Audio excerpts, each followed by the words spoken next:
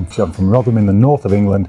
I've been a FIFA international referee since 2005. When I look back to being an 8-year-old, I had no ambition to become a football referee. I don't think many 8-year-olds do hold that ambition. And like many other kids, I wanted to be a professional footballer and worked hard and tried to make the grade, but just wasn't good enough. That was the bottom line. I realised that when I was about 16 or 17, and it was my father who came to me at about that age and said, "Howard, you're not a very good footballer." I thought about doing a bit of refereeing because he'd done some himself when he'd finished playing, and I said, "I'm not really interested, Dad, because I think referees are all bald old men, really, when I think about them," and that's probably what I've become some years later. But he said maybe it'd be something I would be interested in giving a go. I decided to give it a go. 8-week course, did an examination at the end of it, took charge of my first game a couple of weeks later, under 11s football in South Yorkshire, that's all it was.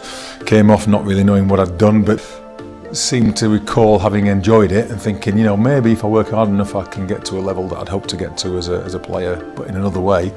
Stuck at it, worked hard, took 11 years to make it onto the Football League referees list, and then another 3 to make it onto the Premier League. So it doesn't happen overnight, it takes a lot of time, a lot of perseverance. A lot of times I've come home and thrown my bag in the corner and thought, that's it, I'm packing in, but I've gone back out and done it again, and eventually it's a journey that's taken me all the way to the very top of the very pinnacle, I guess, in the Worldcup as well. Combined it very much with a full-time job in policing, when refereeing was my hobby and police work was my full-time occupation.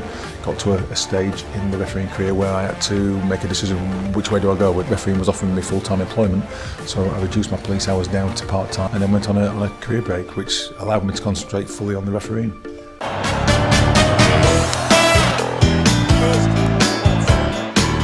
First of all, people maybe don't know that I've actually turned to do some part-time police work in my local town. Of course, it's difficult to do a regular policeman's job now for me. Certainly undercover work is not possible. So I help to arrange activities for kids to get engaged in football. Kids who might otherwise be standing on street corners with not a lot to do, or might be at risk of getting involved in some antisocial behaviour. I can use my contacts in football, put on really regular sessions, and I think something like 500 or 600 kids now are involved in the football sessions that I'm proud of. That scheme called Sport FX, and it's a wonderful thing to be involved in. Refereeing at the very highest level in the Premier League is very much professional. It's a full-time occupation for the guys who take charge of those games, and rightly so, because the games are so demanding. They're getting quicker season in and season out, and the demands placed upon the match officials to be in the right place at the right time to make the right calls which can affect the outcome of a game, can affect the position in the league, can affect relegation, can affect Champions League places. With that comes huge rewards. Those demands are high, the pressures are high, a lot of scrutiny on what we do. So I think it's right and proper that referees are professional, and with that comes professional preparation as well, in terms of not only the mental side of things, the analysis of games, the reflection on performances, knowledge of the laws and the procedures and competition rules, but also the physical preparation as well, of course. And we're lucky in that when we work on the Premier League, we're assisted by 2 full-time sports scientists who set our training schedules on a weekly basis based around our commitments, our movements, our travel, including some overseas football as well. That's all taken into account. It's very personalised for us as individuals.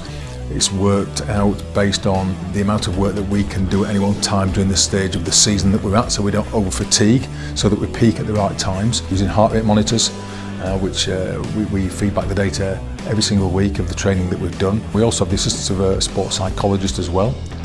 Refereeing's a mental game, I think, and sometimes confidence can be low, maybe after a bad decision, a bad performance.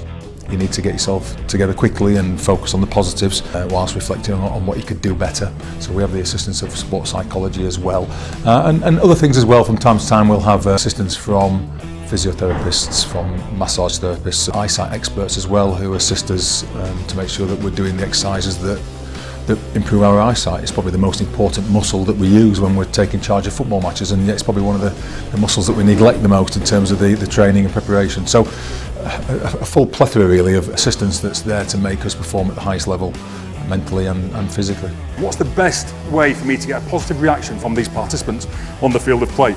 Caution a player, it's your eyes that send the message to the player that this is the line.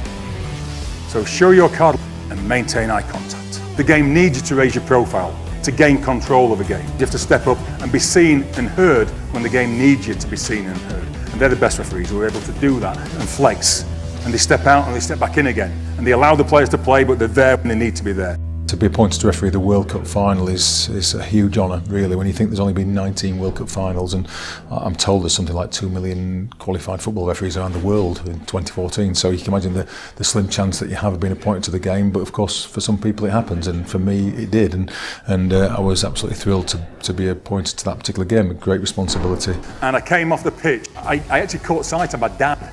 My dad was down in South Africa. I caught sight of him in the stand, and I gave him a thumbs up because I knew we'd got a chance of another game in that tournament. Match 64, Spain against the Netherlands, referee Webb, England. Those words changed my life. Within seconds of that announcement, my phone started to vibrate. We had to sit there for another hour and listen to Gerard Houllier talk about tactics of the teams. I love Gerard. He's a great person to listen to. But this phone was vibrating. The game that I took charge of between the Netherlands and Spain in 2010 in Johannesburg was a difficult affair. It was an important game, and people said this will be a beautiful game, played between two teams who know how to play the game. I thought, well, maybe it won't be so great because it's an important game, and really important games often don't live up to expectation. But it was a really challenging game. It threw up lots of situations that I had to deal with, and I had to keep my focus, draw upon my preparation, draw upon my experience and that of my team, of which I had a great team with me down in South Africa. And I know from experience, maintain your focus, you maintain your line, you don't waver away from that. If the game is difficult, then you dig in and you keep doing what you think is right at the time based on that level of knowledge and experience, and you see the game through. You certainly don't hide, and I think we got through to the end of the game in reasonable shape, even though it wasn't the type of game we'd hoped it would be.